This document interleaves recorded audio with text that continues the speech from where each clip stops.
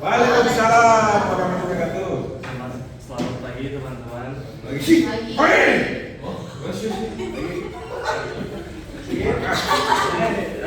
Jadi saya dan Fitra dan rekan saya hadir ada 3 orang, tapi coba seadanya aja. Kita dari kasus 4 tentang desentralisasi kontrol melalui IoT di sektor energi. Nah, di sini tuh ada beberapa problem, yaitu masalahnya itu pemantauan terpusat menyebabkan keterlambatan dalam merespon peristiwa atau gangguan yang terjadi di lapangan. Hal ini berdampak pada efisiensi operasional dan keamanan infrastruktur energi. Nah, solusi dengan IoT dengan menggunakan teknologi IoT atau Internet of Things, kontrol dan pemantauan bisa didesentralisasi. Artinya, sensor dan perangkat pintar dapat ditempatkan langsung di lokasi lapangan untuk mendeteksi kondisi secara real time, misalnya suhu, tekanan, aliran energi, mengirimkan data secara langsung ke sistem lokal atau perlu menunggu bisa mengambil keputusan politik, misalnya mematikan sistem jika ada kebocoran.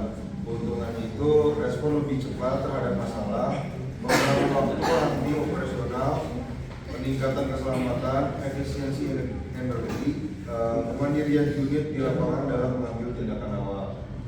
Langsung aja ke case-nya, ERP Implementation for Control Manufacturing. Background-nya sebuah perusahaan manufaktur skala menengah mengalami keterlambatan dalam proses produksi dan dalam pengiriman karena data penting seperti stok bahan baku, jadwal produksi, dan status pesanan tersebar di berbagai departemen tanpa sistem yang terpusat. Koordinasi antar departemen menjadi lambat, sering terjadi duplikasi data dan keputusan manajerial pun terhambat karena kurangnya informasi real time. Dan solusi ERP pertama adalah production planning, fungsinya menyusun jadwal produksi berbagi permintaan aktual dan kapasitas. Yang kedua, inventory management, memberikan info stok bahan baku dan barang jadi secara real time. Yang ketiga, warehouse management, sinkronisasi antara stok masuk, keluar, dan lokasi penyimpanan. Yang keempat adalah purchasing, otomatisasi permintaan pembelian saat stok menipis. Dan terakhir, business intelligence. Dahulu, perkenalkan nama saya Maria Jazroni Jalila.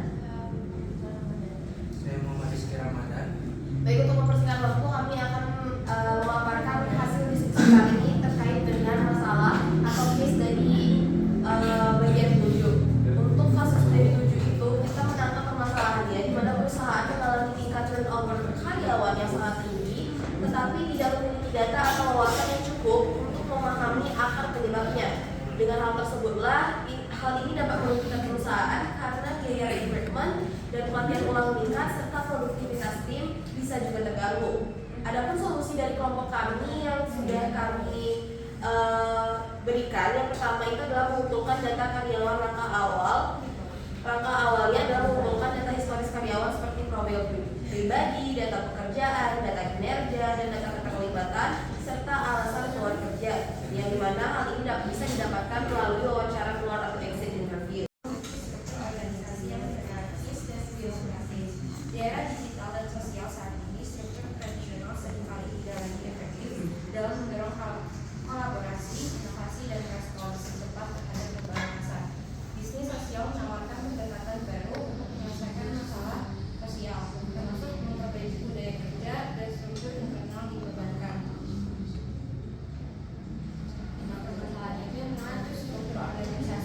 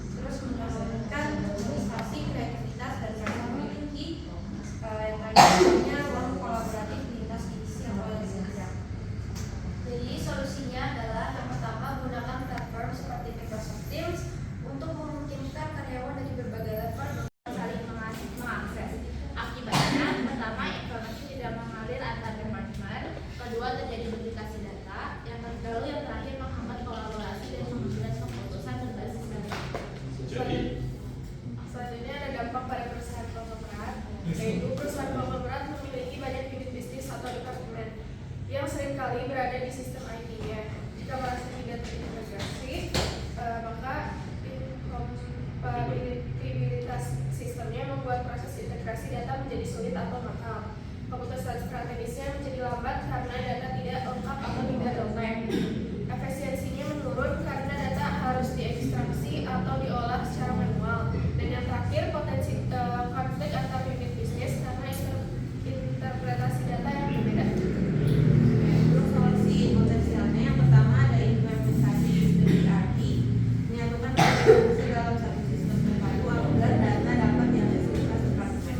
Yang kedua, penggunaan API dan middleware untuk menghubungkan sistem yang berbeda agar bisa bertukar data secara otomatis. Dan yang ketiga, data warehouse atau data lake, semua data dari berbagai sumber dikonsolidasikan untuk dianalisis secara terpusat.